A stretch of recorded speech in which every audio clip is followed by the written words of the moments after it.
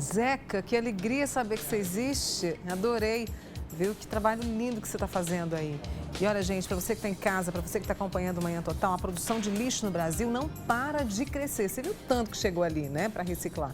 E esse crescimento é em ritmo mais acelerado do que a população urbana. Dados da Associação Brasileira de Empresas de Limpeza Pública e Resíduos Especiais mostram que a geração de lixo no Brasil avançou 5 vezes mais em relação ao crescimento populacional de 2010 a 2014. Aqui comigo na nossa salinha do Manhã Total, Nelson Barbosa, que é diretor da Diretoria de Sustentabilidade da Universidade Federal de Uberlândia. Bom dia, Nelson. Bom dia. Seja bem-vindo aqui ao Manhã Total. Obrigado pelo convite. A gente acompanhou juntos essa história do Zeca, a gente se surpreendeu com esse... Ele desbravou muito. Desbravou muito. Não é? E ele disse assim, a população, não é? A população não conhece, não sabe o lixo que produz. Ele está certo. Ele está certo. Existe um potencial muito grande na sociedade como um todo de material reciclável que pode ser aproveitado. Existe um estudo do IPEA de 2010 que ele estima que cerca de o potencial de reciclagem do Brasil geraria uma renda de aproximadamente 8 bilhões ano. Isso é um estudo de 2010.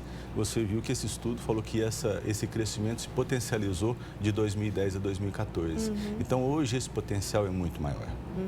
E aí, no caso, ele está indo para Curitiba justamente para ter essas experiências, para trazer essas informações e ampliar esse trabalho. É importante que a sociedade entenda e reconheça a relevância dos serviços prestados por essas associações. Eles prestam um serviço para a sociedade inestimável. E todos esses resíduos seriam destinados a lixões, a aterros sanitários que além da questão ambiental, geram um alto custo de gestão para as prefeituras municipais. E além de você conseguir recolocar esse material dentro do ciclo produtivo novamente. E é claro que o principal é a capacidade de geração de renda que isso gera para essas famílias que estão em situação necessitando de apoio. Você falou desse trabalho de informar a população sobre a coleta seletiva.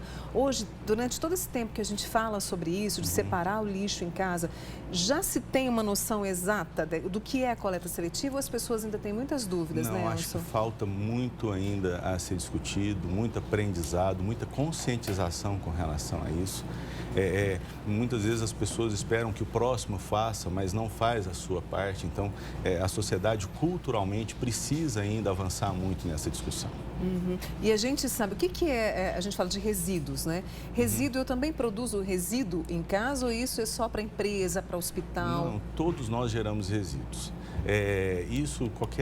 Os copos plásticos que nós utilizamos em casa, os saquinhos plásticos, todo o papel, todo o metal, vidro, tudo isso pode ser reciclado. Então, se você coletar isso separado, você fizer a destinação para as associações, isso gera renda e isso gera um grande benefício ao meio ambiente.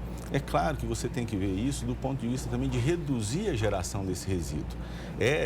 A consciência ela tem que também vir antes da reciclagem, que é de você reduzir o seu consumo, que são os 3 R's da sustentabilidade, que é você reduzir a geração de resíduos, mas caso você gere, que você ou reutilize ou que você recicle, que no caso é o trabalho dessas associações de reciclar esses materiais. E um trabalho muito belo, eu quero reforçar. A gente pegou alguns dados aqui, o Brasil recicla hoje cerca de 97% das latinhas de alumínio que são descartadas. E apenas 55% das garrafas PET são recicladas. Então tem todo um trabalho para fazer em relação aos PETs. Tem todo um trabalho para fazer em relação aos PETs. O alumínio ele tem uma reciclagem mais fácil, um valor maior. Por isso que às vezes se conseguiu atingir esse percentual de cobertura. Mas nós temos muitos outros materiais que ainda falta avançar muito com relação ao volume que é coletado. E a gente também procurou aqui, né, sempre a estatística, né, Nelson, a composição do lixo do brasileiro. Lixo orgânico, 52%, papel e papelão, 26%, plástico, 13%, vidro, 2% e outros aí, 15%. Lixo orgânico é muito, né? É muito. E ainda assim, por exemplo, no caso da universidade, nós estamos pensando em como poder trabalhar com o lixo orgânico. Hoje esse lixo orgânico ele não é tratado, no caso da universidade. Mas é possível você, com uma usina de compostagem, gerar tanto biodiesel como material para ser utilizado em hortas, em viveiros, na jardinagem da própria UF, no paisagismo.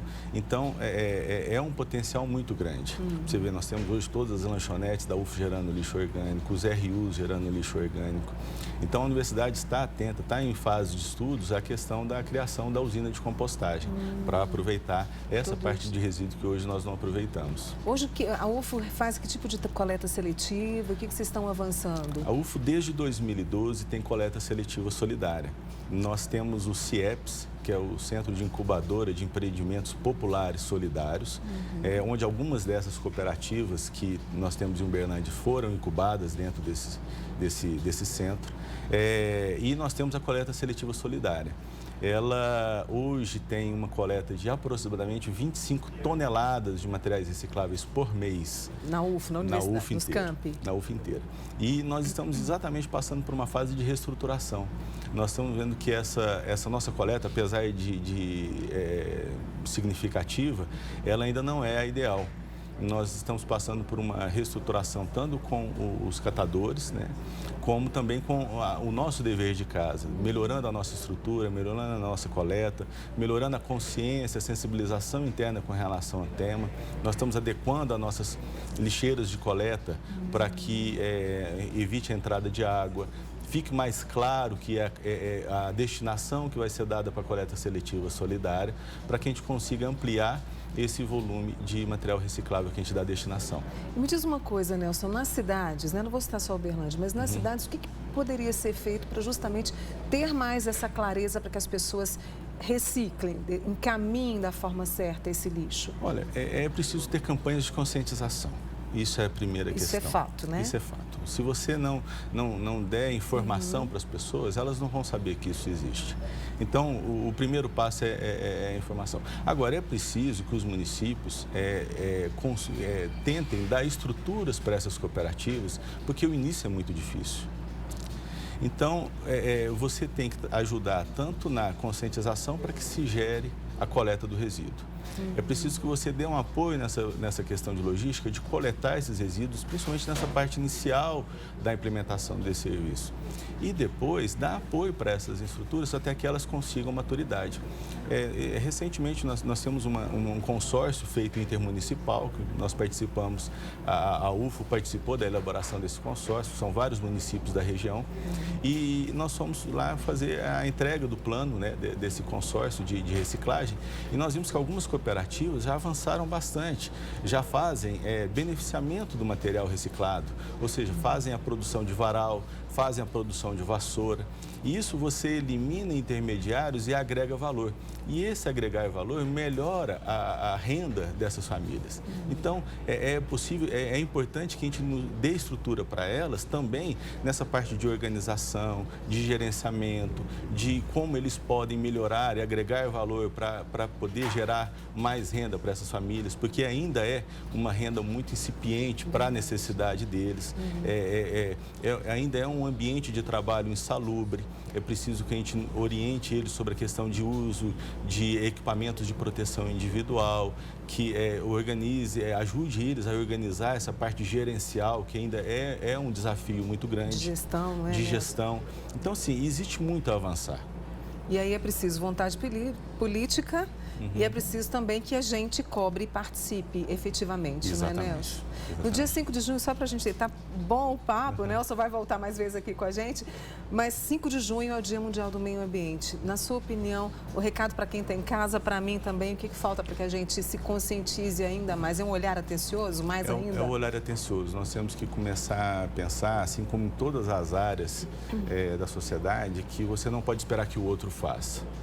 É preciso que a gente internalize isso e comece a fazer a nossa parte, independente do outro.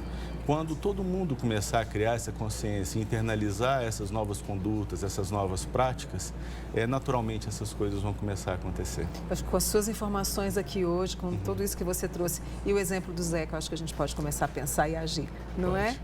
Esse é o Nelson Barbosa, que é diretor da Diretoria de Sustentabilidade da Universidade Federal de Uberlândia. Nelson, muito obrigada pela essa conversa aqui hoje, viu? Muito obrigado. Obrigada e volte sempre.